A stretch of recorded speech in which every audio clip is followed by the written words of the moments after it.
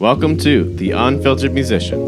Where we give you all the tea on life as a musician and how to navigate the industry. This is episode 2, Musicians Can Make a Living.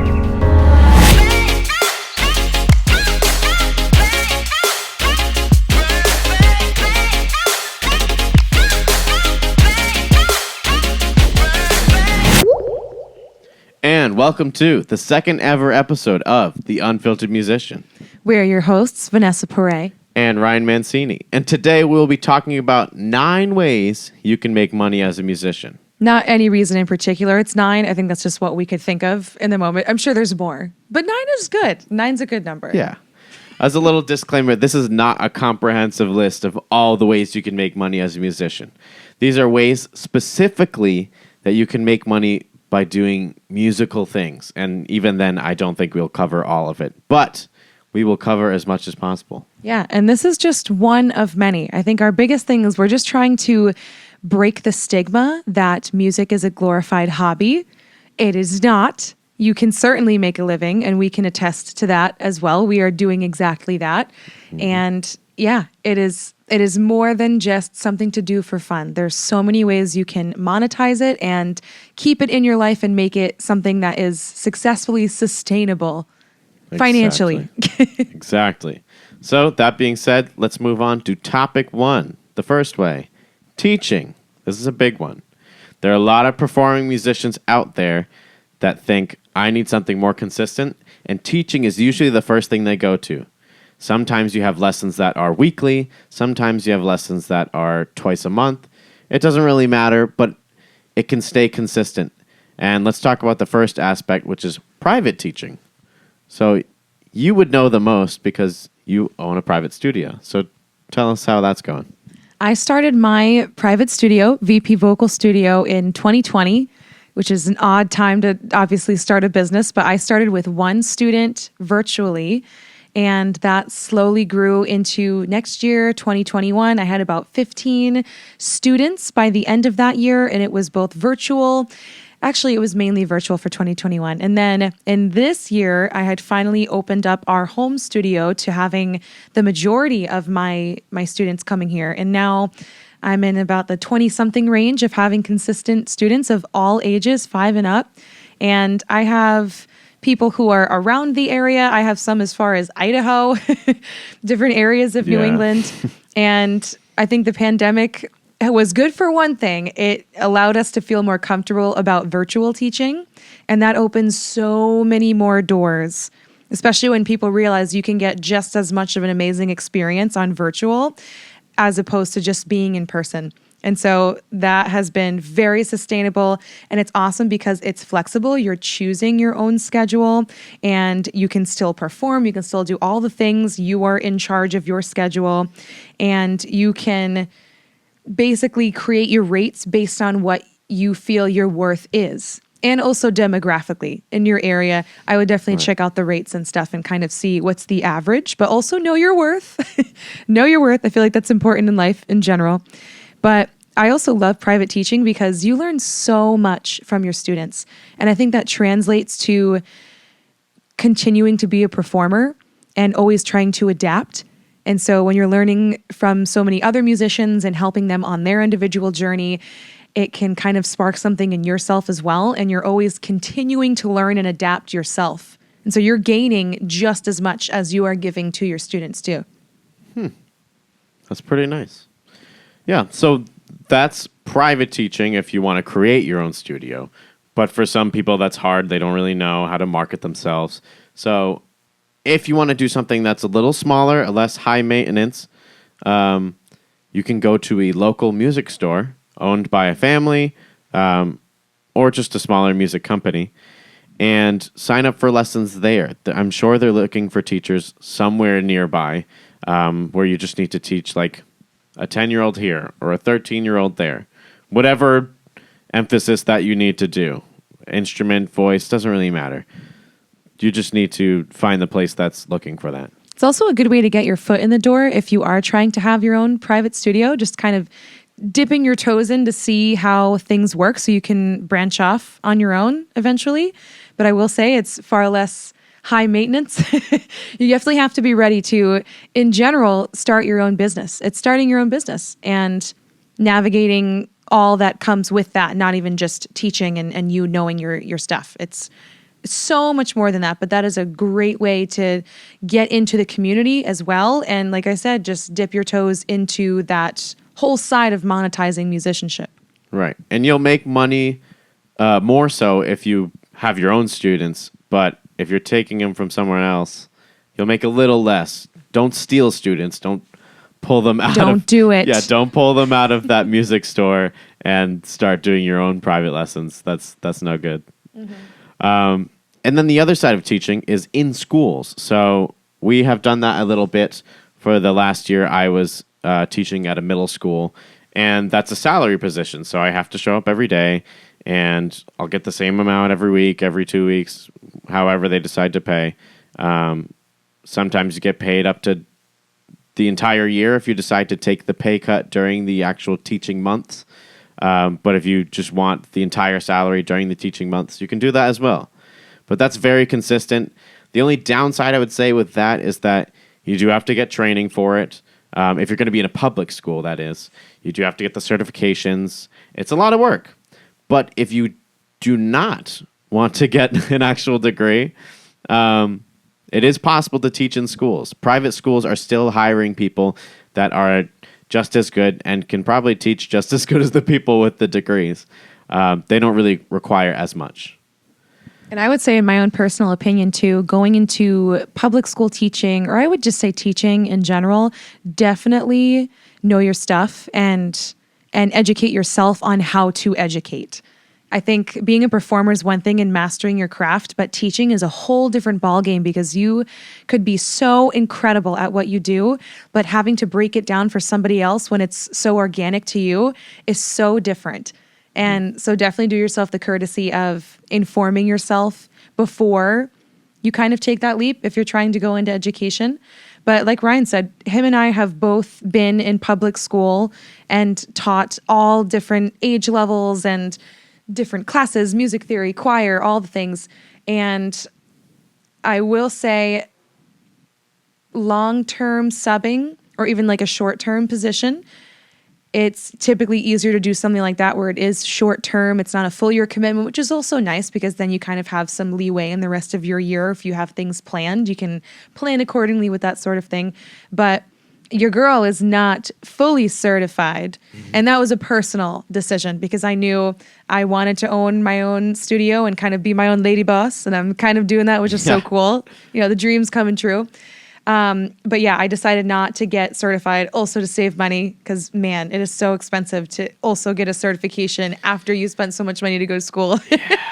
But sometimes you don't need it. You actually don't need to be certified to work a certain amount of days or months in a long-term or short-term sub position. So a lot of things are really flexible. You just have to look into that and see what your state or area needs and what you require. Yeah. All right, let's move on to the second topic, which is performing live gigs, another big one. So the first way you can make money performing live gigs, be a part of a band. You might want to make one yourself with a bunch of friends that you know that happen to play other instruments that you don't know how to play. It can be as big or as small as you want. Typically, the smaller it is, the more money you'll make because that's less money you have to dish out or share. If you're going to bars or if you're going to festivals, the budgets vary. So at a bar, you're going to get paid a lot less than you will at a festival. So having a 7-person band in a bar is not going to work, but at a festival, it might be fine. It all depends on what your flavor is. Then there is the other side where don't create a band. Just go join other bands. We have a friend. It's actually pretty cool how they do it. They joined 3 or 4 different bands.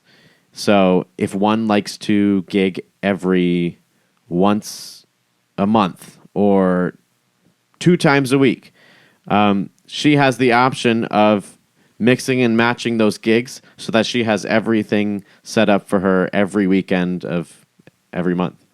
So that's a nice way to do it. You can also get into GB bands. A lot of people don't know about that, but a general business band, they perform all different types of events. Currently, my brother is in a GB band. They do a lot of wedding gigs because those are very high-paying gigs. But they grab a bunch of different musicians. They audition for the GB company, and the company organizes the events for them.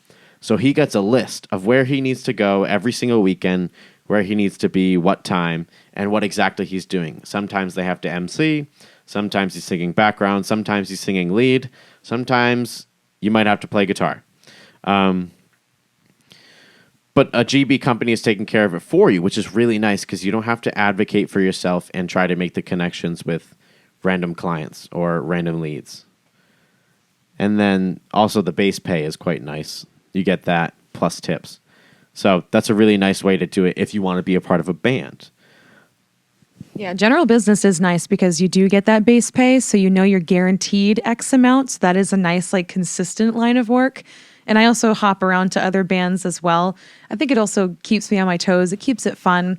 I perform, I think I mentioned in the first episode, I perform with Javier Colon, who is the season 1 winner of The Voice. And we do James Taylor tribute shows. We do his songs. We do some covers. Sometimes we like to mix them all together. And sometimes we even have subs that are in and out for if we need to replace one of the musicians, we have somebody else on standby. And we just have created this network so that no matter what, we can keep the gig. We don't have to cancel it, but we have people in the queue that we can keep rotating to keep it going and also maintain that same vibe that we're going for each show. And I also perform in another band that I had met through some other projects I was working on with them, and I perform with them a few times a year, sometimes in New Jersey and in the Connecticut area as well. And it's nice to just find bands that are open to allowing other musicians to come in or allowing people to sub in. It always, makes it easier if you kind of want to hop around and not be tied down to one thing, but try different things and also make money at the same time. It's always a good thing. Another way that we make money, maybe not everybody, but church musicians, I know it might seem like churches don't have a budget, but if you're going to a mega church where there's 2,000 members every Sunday, sometimes even up to 10,000, they have a budget. They can pay you. That organ player or the music director, they're definitely making money. Right now, we are church musicians. We are singing as cantors.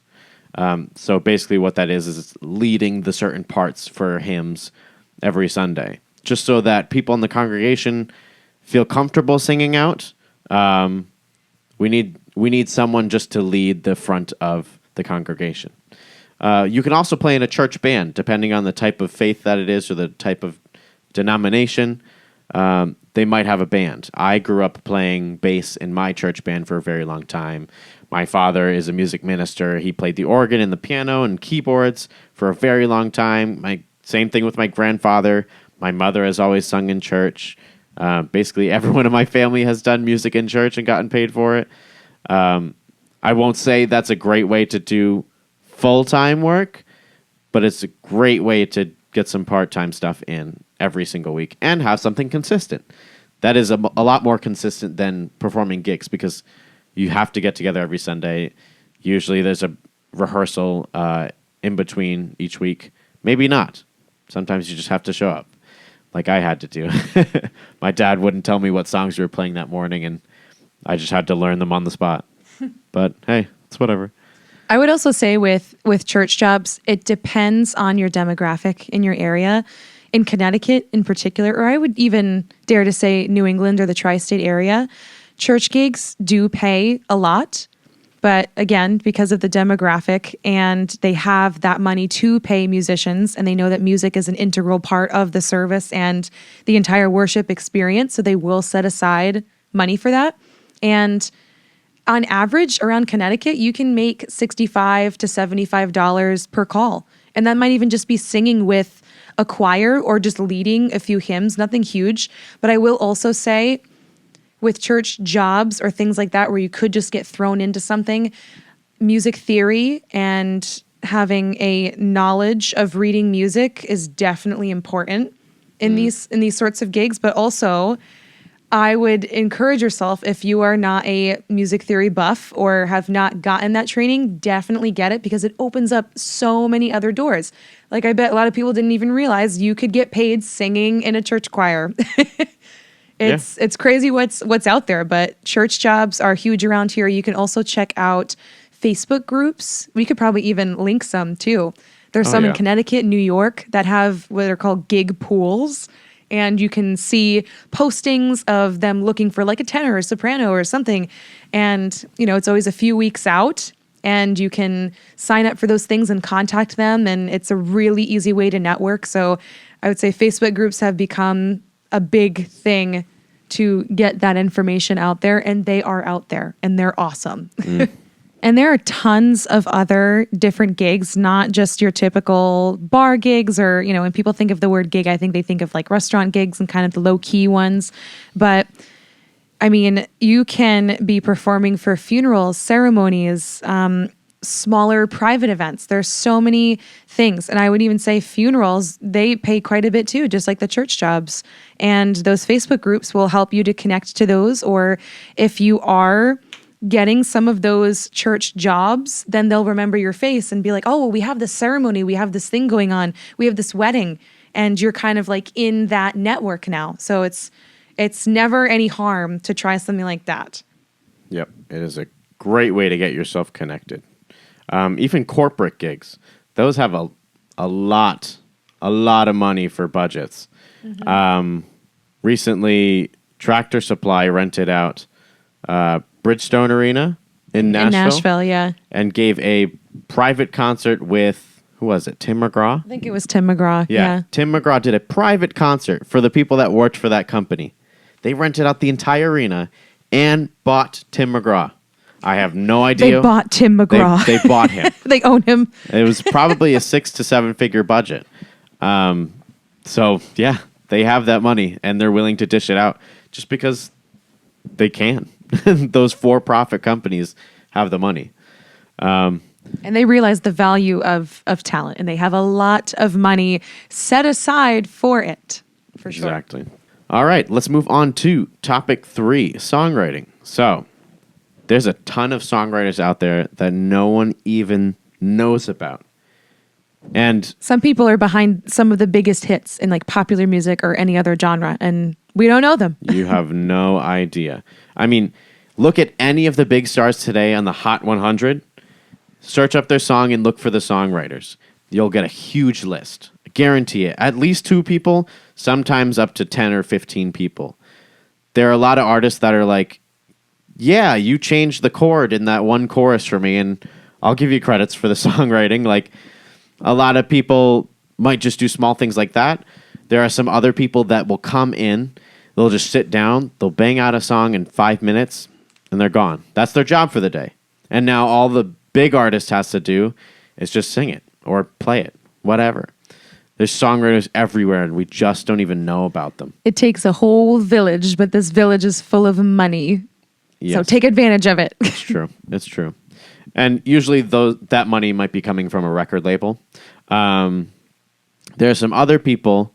Old Dominion is a country band, and a lot of the people inside that band have been songwriters before they started making their own brand. And even while they're making it through their own journey, they wrote songs for Luke Bryan, Blake Shelton, Kenny Chesney, Tim McGraw, Kelsey Ballerini, like so many different people. Josh Turner. It's crazy. And you wouldn't think that like those people aren't writing the songs for themselves. It's other people just doing the job for them. And they're getting paid. And it's fine if they don't get the full recognition in the end. I mean, they're still making money.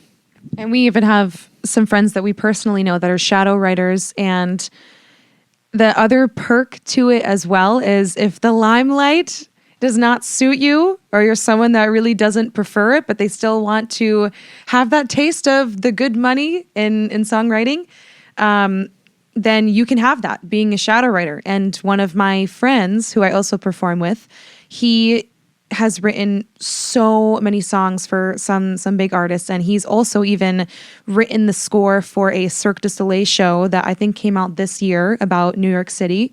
And that was a huge project, and he was the mastermind behind all of it. And you get paid quite a bit to do a Cirque du Soleil show. So Oh yeah.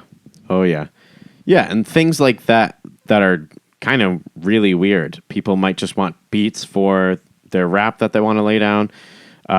Film scoring is a huge thing. A lot of money in film scoring because they don't want to repeat other things and they don't want to get into sync licensing, which we'll talk about later.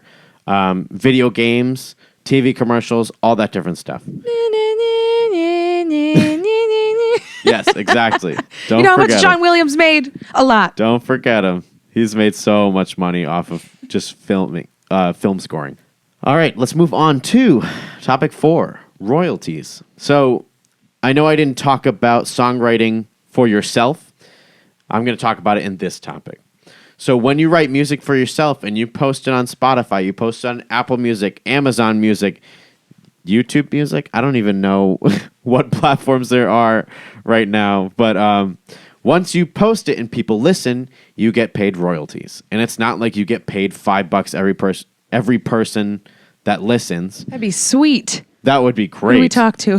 No, I Give me think their number. last time I checked, it was like 16 listens is 1 cent on Spotify or If something. it were $5, I'd do a remix on fruit salad. Right. Yeah. Millions. Something crazy like that.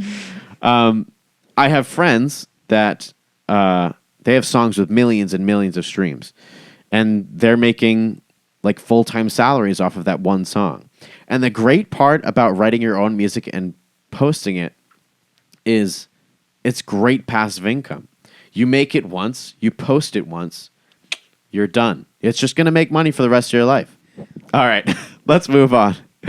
Topic 5, session musicians. So, a session...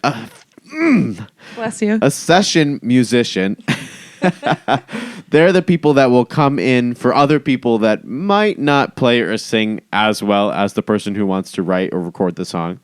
And they will do that job for them. So Vanessa's actually done quite a bit of this herself. You are currently singing for a client because, I mean, he doesn't have a female voice. And he's also just looking for contrasting styles for each of the songs that he's written. So he's written all of these songs, and he also wants to give a bunch of people an opportunity to sing lead, and there's lots of BGV, background vocals. So he has hired a bunch of people, and he had the budget to do it. And so I've done lead on some stuff. I've done a lot of BGV on others, and this has been about a consistent gig for a year, which is awesome. I think it started back in like August or September of last year, and we go in for like 4 or 5 hour sessions, and we kind of go back and forth. There are multiple vocalists that go to each of these sessions, so you're not like singing your heart out for 4 hours and killing your vocal folds.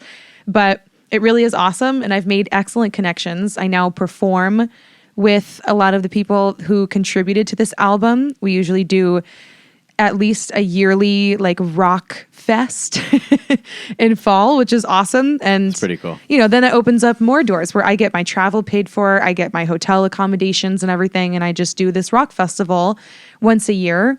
And, you know, it's just making more connections, and it really is awesome. And these studio gigs are really, I mean, it depends on who you work with, but I would say that the client that I am working with, he understands the value of what goes into learning all of this stuff and then the studio time. And so the pay is really good. And it's, you know, consistent when you're lucky enough to have it for a year, and it's a big project. So, you're expected to have more of these sessions being booked, and you get studio time, and like, you know, I like to feel like a diva in the studio.